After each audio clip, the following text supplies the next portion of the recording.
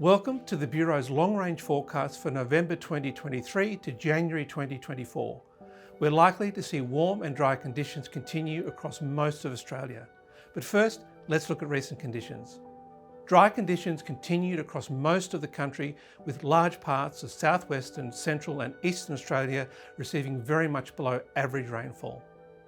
Daytime temperatures were very much above average for large parts of western, northern and eastern Australia.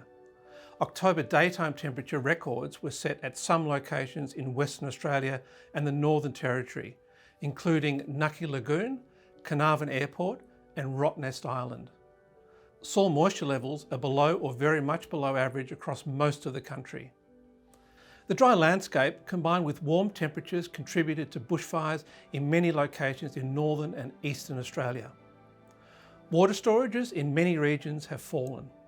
Storages in the Murray-Darling Basin and the New South Wales coast are down 6% from last year. Storages along the Queensland coast, in the South Australian Gulf and the South West coast are down 10%. In November, there is a high chance of below average rainfall for most of Australia. However, for November to January, the extent of below average rainfall eases except for southern Australia and Queensland. Large areas in the west and northeast have at least 2 to 3 times the normal chance of being unusually dry. Lower than average stream flows are likely for nearly all forecast locations. Daytime temperatures for November to January are very likely to be warmer than average almost everywhere. There is a very high chance of unusually warm days for most of the country. Warmer than usual overnight temperatures are also very likely across most of the country. The tropical cyclone season is from November to April. The Australian region is likely to experience a below average number of tropical cyclones and tropical lows this season. The first tropical cyclone would typically cross the Australian coast in late December, but this can be later in El Niño years, possibly early to mid-January. An El Niño and a positive Indian Ocean dipole continue. The biggest drying impacts of a positive Indian Ocean dipole are typically experienced during spring.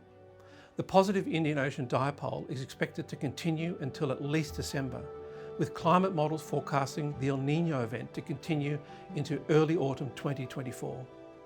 In summary, the forecast for November 2023 to January 2024 shows below average rainfall for large parts of Australia, excluding parts of the southeast, below average stream flows at most sites, warmer than usual days and nights for almost all of Australia, and a below average number of tropical cyclones in the Australian region. You can find the latest long-range forecasts and severe weather warnings on the Bureau website. Thanks for joining us.